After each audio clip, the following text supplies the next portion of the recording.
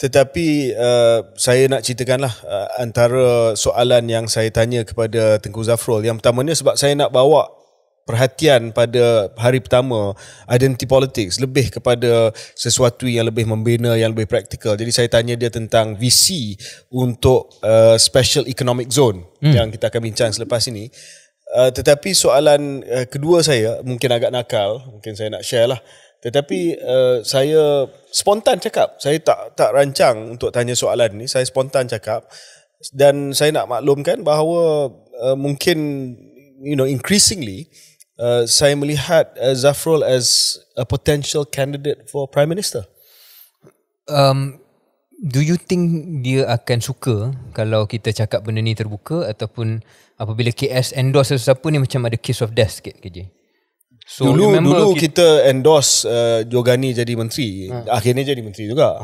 Tak adalah jadi menteri kewangan kedua. Jadi juga. Dulu kita endorse supaya ada menteri kewangan kedua. Ada menteri kewangan kedua. So kita kena cakap dulu. Lepas tu kita kena slow down sikit. Then benda tu jadilah. Tapi kita kena ada inception seed. Dah. Ada inception dah. Kita meletakkan benih pemikiran bahawa Tengku Zafrul adalah salah satu. Ya, saya nak explain kenapa. Satu, kalau kita lihat kemungkinan besar sosok PM ni yang akan datang selepas PMX lah, dia mestilah datang daripada parti yang established. Saya tak pasti dia boleh datang daripada PKR ke tidak. Dan parti PKR yang parti established. PKR is established, no? Established parti tapi beyond Anwar lah. Beyond Anwar. Your best friend Rafizi is number 2. Ya, tetapi adakah beliau akan dapat sokongan yang padu? Padu daripada semua. Dia tengoklah kalau dia tak boleh terima teguran, susah sikit kot. Tapi kalau dia boleh terima, mungkin dia boleh jadi Perdana Menteri. So mungkin dia salah seorang calon. UMNO pun kena ada calon dia juga. So bila kita tengok kepada calon UMNO yang acceptable, orang macam kita ni tak acceptable, sebab tu kena buang. Yang acceptable, yang tidak menjadi masalah, yang tidak maverick, yang tidak ada a mind of his own. I mean, sorry, you know what I mean lah. You know what I mean. Politically, Zafrul has a mind of his own, economically, intellectually. Tapi dia lebih go with the flow politically. Yeah, it's not a pretty good suggestion. Dan saya yakin itu mungkin salah satu cara bagaimana Syaril dan saya boleh kembali ke UMNO. So I say that one, sebab dia saya rasa layak dan acceptable. Dan kedua, ada self-interest juga lah. Putting, for me, nak tolak tepilah sebarang self-interest whether or not nak balik pada UMNO ke, siapa yang boleh bawa kita pada UMNO ke, itu soalan nombor 10 lah bagi saya. Tapi respon kepada rasional yang KJ sampaikan, iaitu Zafrul ni seorang yang mudah diterima oleh orang UMNO berbanding mungkin macam kita ni, ada kebenaran kerana beliau dilihat sebagai yang capable, yang mempunyai kemampuan ekonomi, mempunyai kemampuan mengulas isu ekonomi, sangat-sangat mesra media sosial. Saya rasa antara yang paling aktif untuk memberikan penjelasan tentang isu-isu semasa dan isu-isu yang berkait dengan kementerian dia, dan juga sekali-sekala tentang isu-isu yang berkait dengan pihak ataupun kementerian lain. So mesra dan mampu dalam soal komunikasi yang menjadi benda yang penting dalam politik zaman sekarang. Tetapi tidak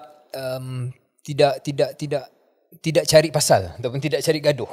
Dan tidak mengambil posisi, go with the flow lah. Ya, tidak mengambil posisi yang mudah diserang oleh orang lain. Jadi di situ saya nampak sifatnya. Tetapi pada masa yang sama KJ, saya rasa ada keseimbangan, dan akan tiba satu ketika Tengku Zafrul kena menonjolkan dan mempamerkan apakah identiti politik dia. Go with the flow ni okay, 80% of the time. Dan boleh membawa kita kepada satu tahap tertentu. Tetapi untuk naik ke takuk yang paling tinggi ataupun antara yang paling tinggi, mesti menonjolkan apakah pegangan kita, pendirian kita, dan berani mengambil posisi yang mungkin diserang. Kalau sentiasa dilihat, bukan saya kata Zafrul buat macam ni, tapi kalau terlalu lama berdiam diri dalam apa-apa isu yang kontroversi, yang sensasi, bukan sensasi, yang kontroversi ataupun isu yang penting untuk memberi pendirian walaupun mungkin diserang oleh kelompok tertentu, kalau terlalu lama tak cakap apa-apa pun orang akan mempersoalkan adakah ini seorang pemimpin untuk tempat yang tertinggi. Saya rasa ini adalah soal timing, dan mengenali Zafrul, dia memang ada pendirian dia. Cuma cara dia nak sampaikan dan timing untuk dia sampaikan itu hanya dia dan pasukan dia lah boleh fikir. Saya dalam UMNO ni lebih baik tidak ada pendirian yang jelas, lebih kepada go with the flow dan flexible, boleh adjust dan as long as dia competent saya rasa okay.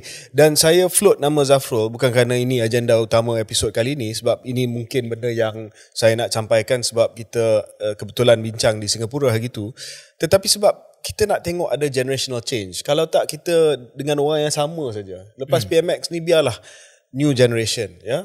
Saya tengok the top leadership of UMNO sekarang ni. Bukan hanya presiden seperti timbalan presiden, naik presiden, semua generasi dah, I mean come on lah, you know, we're talking France, Gabriel Attal 34 tahun, Macron dia nampak ada pilihan raya Eropah pada tahun ini, dia tak nak ada kemenangan besar daripada puak sayap kanan, refresh dia punya government dengan melantik Menteri Pendidikan Gabriel Attal 34 tahun jadi Perdana Menteri. Kita dah cakap lama dah di Malaysia, tapi masih lagi kita berlega di kalangan pemimpin-pemimpin yang dah sepatutnya dah jadi pensioner ni. I think Zafrul is a good compromise. I think good compromise. I just hope that he achieves dia punya potential untuk berkongsi secepat mungkin visi dia untuk Malaysia, pegangan dia untuk Malaysia, then we can see the complete package. Dia tulis package. setiap bulan dalam The Edge. You tak baca? Saya baca. Itu visi lah tu. Yeah, for me he is better than that. Okay. It's when he wants to show his hand. Alright. Okay.